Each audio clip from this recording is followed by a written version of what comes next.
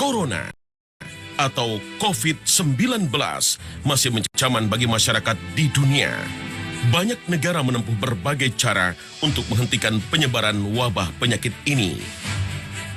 Kamis lalu, Kerajaan Arab Saudi memutuskan untuk menghentikan sementara warga negara asing masuk ke wilayahnya, termasuk dalam rangka ibadah umrah maupun mengunjungi Masjid Nabawi. Dalam waktu 2 bulan, kematian akibat terinfeksi virus corona atau COVID-19 telah mencapai lebih dari 2.800 orang. Wabah yang merenggut begitu banyak nyawa dengan sangat cepat tidak hanya terjadi di zaman ini, bahkan telah terjadi di zaman Amirul Mukminin Umar bin Khattab radhiyallahu anhu. Saat itu, para sahabat meneladani sikap Rasulullah SAW dalam menghadapi wabah penyakit. Wabah penyakit apakah yang terjadi di zaman sahabat? Dan teladan sikap seperti apakah yang Rasulullah ajarkan kepada sahabat dalam menghadapi wabah penyakit? Simak kisah selengkapnya. Bayangkan bahwa di dalam Islam hal seperti ini pun dibicarakan dan kemudian diberikan panduannya betapa ini adalah agama mukjizat dan agama penuh kasih sayang dan rahmat. Karena tidak boleh ada yang menjadi korban atas nama kemanusiaan. Karena itulah maka apa yang kita bahas hari ini adalah merupakan sesuatu yang luar biasa pentingnya karena ini telah terjadi dari waktu ke waktu dan terus beruntun sebenarnya. Rasul kita SAW sudah memberikan memberikan kepada kita berita tentang satu wabah yang disebut dengan ta'un namanya. Ta'un itu sebenarnya bukan wabah menurut para ulama. Ta'un itu adalah bagian dari wabah. Karena wabah itu penyakit yang banyak, kemudian menyebabkan korban jiwa, itu namanya wabah. Tetapi ta'un itu adalah salah satu jenis penyakit yang mewabah. Itu menurut para ulama. Kalaupun jenis penyakit yang lain disebut ta'un juga, itu babnya adalah bab majazi atau bab dikiaskan. Ya, para ulama seperti Ibnul Qayyim dan Imam An-Nawawi rahimahullah menyampaikan bahwa wabah penyakit ta'un bersumber dari binatang, yakni tikus. Kita tahu dulu ada penyakit pes namanya, kemudian tikus. Dari tikus kemudian nanti dipindahkan bakterinya itu oleh virus bakteri itu dipindahkan oleh kutu, kemudian balik lagi di tikus, menyebar di antara tikus, dari situ kemudian berpindah ke manusia dan menyebar di antara manusia. Itu awalnya, kemudian disebutkan bahwa penyakitnya itu penyakitnya awalnya seperti bisul. Dia tumbuh di mana saja, bisa di tangan, bisa di kaki, kemudian biasanya yang sering terjadi di bawah ketiak. Dia bisul, kemudian bisa membesar, kemudian pecah, kemudian menyebabkan pendarahan, otomatis akan terjadi peradangan, kemudian terjadi demam. Dan itu cepat sekali, orang cepat sekali kematiannya dengan penyakit itu. Ini yang dicatat oleh para ulama yang disebut dengan ta'un saat itu. Saat itu, ta'un menjadi penyakit mematikan. Bahkan pada masa kekhalifahan Umar bin Khattab, ta'un pernah menjangkiti negeri Syam hingga menewaskan sekitar 25.000 muslimin, termasuk para sahabat terbaik radhiyallahu anhum ajma'in. Inilah kisah selengkapnya.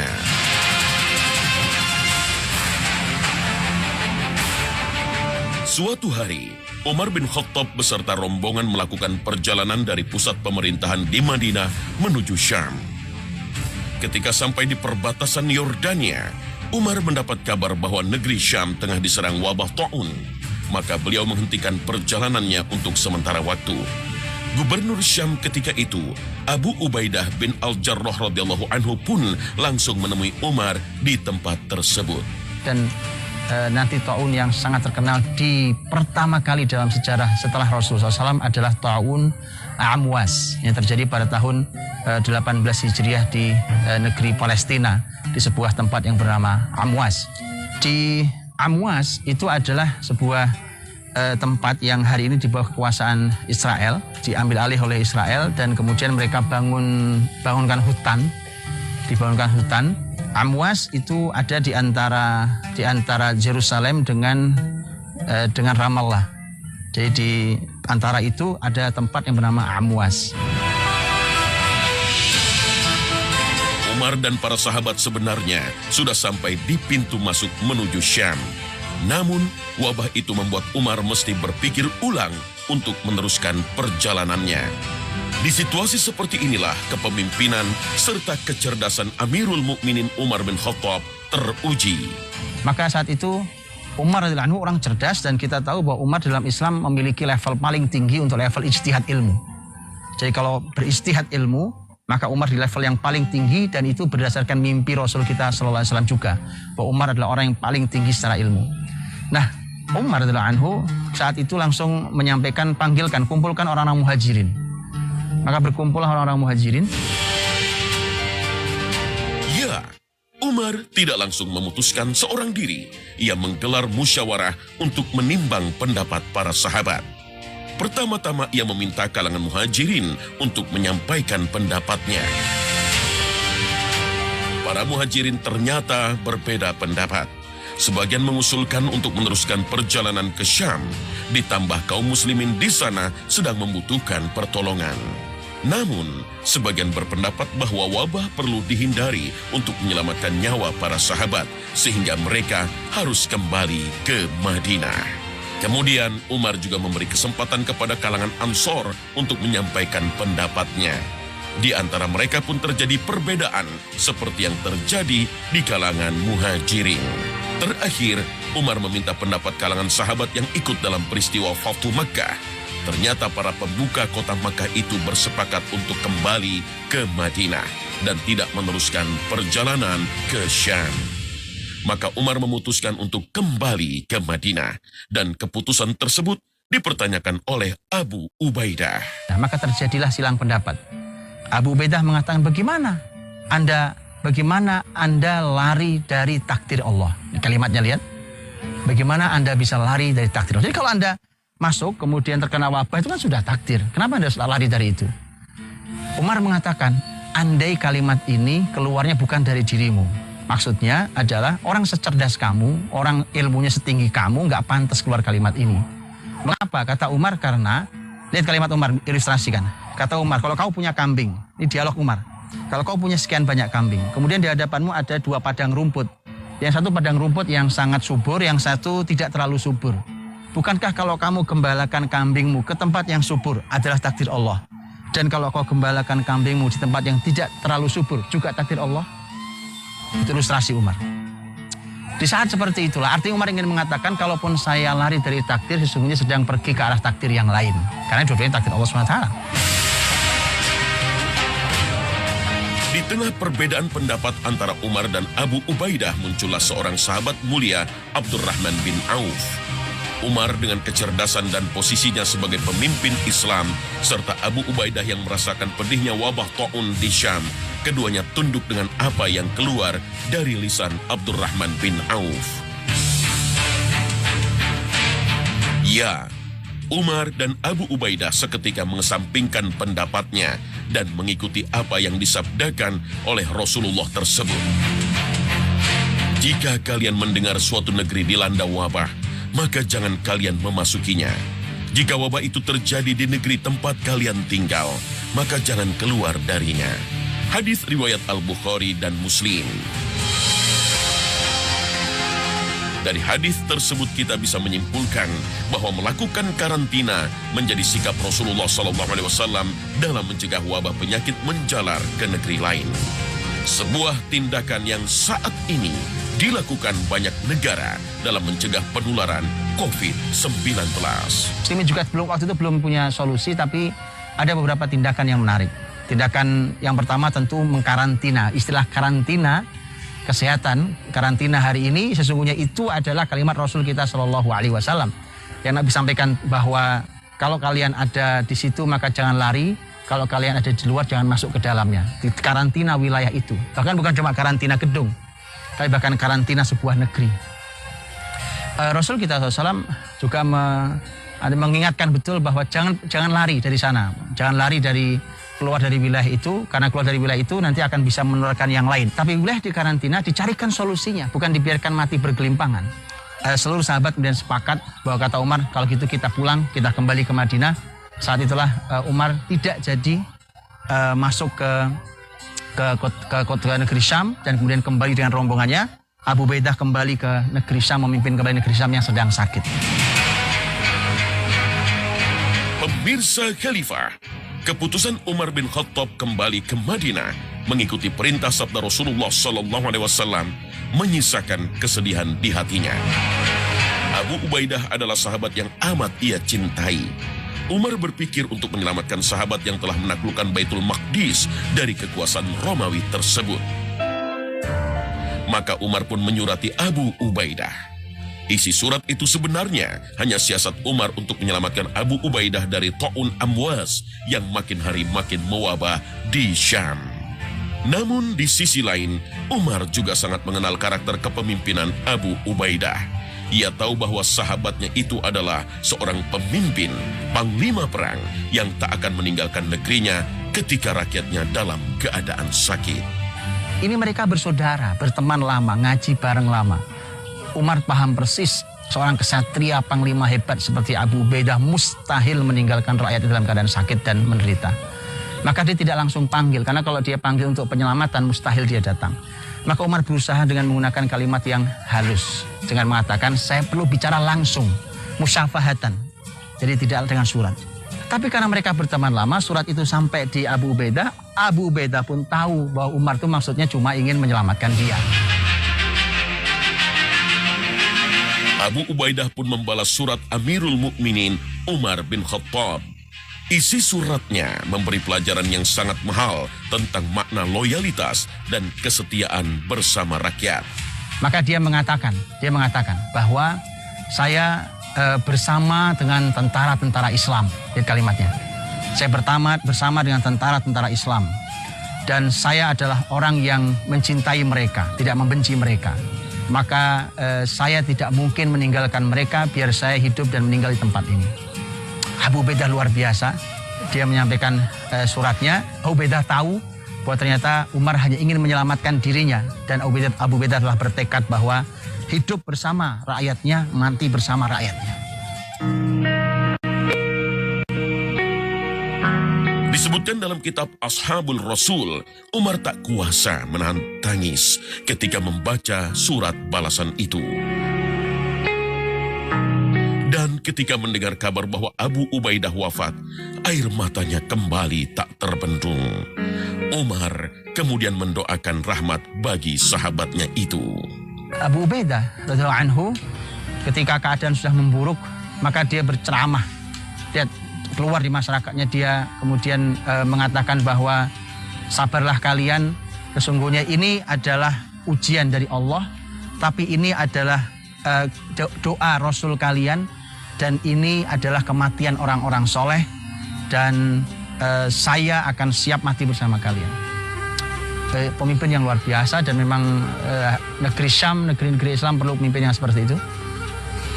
Maka ternyata benar bahwa kemudian Abu Ubaidah pun meninggal gara-gara sakit penyakit Ta'un Amwas. Ya, Abu Ubaidah telah meneladani sabda Rasulullah Sallallahu Alaihi Wasallam. Ta'un itu azab yang Allah timpakan pada siapa yang dikehendakinya dan menjadikannya rahmat bagi mukminin. Tidaklah seorang hamba ketika terjadi wabah penyakit, kemudian ia tetap berada di tempatnya dengan sabar dan mengharap pahala, serta ia mengetahui bahwa tidak akan menimpanya kecuali yang ditetapkan oleh Allah, melainkan ia mendapat pahala seperti pahala orang yang mati syahid. Hadis riwayat Al-Bukhari dan Ahmad. Maka sikap berikutnya yang harus mukmin lakukan dalam menghadapi wabah penyakit adalah bersabar dan yakin atas takdir Allah Ta'ala.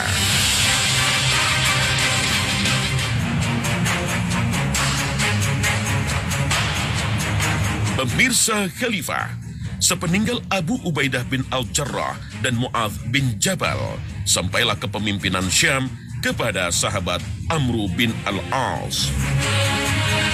Sahabat yang dipuji karena kecerdasannya ini berpikir keras untuk menghentikan penyebaran wabah Ta'un di negerinya. Ia menganalisa bagaimana wabah Ta'un itu bisa menyebar begitu cepat. Analisanya itu pun sampai pada suatu kesimpulan bahwa ia harus memerintahkan rakyatnya untuk pergi berpencar ke gunung-gunung. Amr bin As mengatakan, kata Amr bin As bahwa sesungguhnya penyakit ini seperti api. Lihat ilustrasi yang menarik, seperti api yang membakar. Maka kata Amr bin As, berpencaranlah kalian ke gunung-gunung. Kenapa? Api yang membakar itu, kan api itu kalau ada yang terus dibakar akan terus besar. Tapi ketika sudah tidak ada yang dibakar, maka dia akan pelan-pelan mati sendiri. Ini ilustrasinya. Maka saat itu berkelompok-kelompok mereka diminta ke gunung-gunung. Wallahu alam, apa kajiannya kenapa harus ke gunung? Tapi diminta ke gunung-gunung, mereka lari ke gunung-gunung, berkelompok-kelompok di sana sampai sekian lama. Kemudian begitu dianalisa sudah selesai, maka mereka kembali dan penyakit itu sudah hilang bahkan. Ini solusi yang luar biasa, yang menarik. Umar ketika tahu solusi Amr bin As, maka Umar memuji betul apa yang dilakukan oleh sahabat mulia Amr bin As radhiyallahu anhu. Keputusan Amr bin As itu tidak akan lahir kecuali ia sangat mengenal alam tempatnya tinggal. Di samping itu, para sahabat adalah generasi terbaik yang mengamalkan dengan sebaik-baiknya sunnah Rasulullah Sallallahu Alaihi Wasallam, termasuk soal penyakit. Dalam sebuah hadis, Rasulullah bersabda, "Tidaklah Allah menurunkan penyakit, melainkan Dia juga menurunkan penawarnya." Hadis riwayat Al-Bukhari. Ya, setiap penyakit yang Allah turunkan pastilah ada obatnya. Inilah sikap Rasulullah SAW selanjutnya yang seharusnya diteladani oleh umatnya dalam memandang sebuah penyakit. Keyakinan dan berbaik sangka kepada Allah akan menjauhkan kita dari sikap pesimis dan putus asa saat wabah penyakit melanda.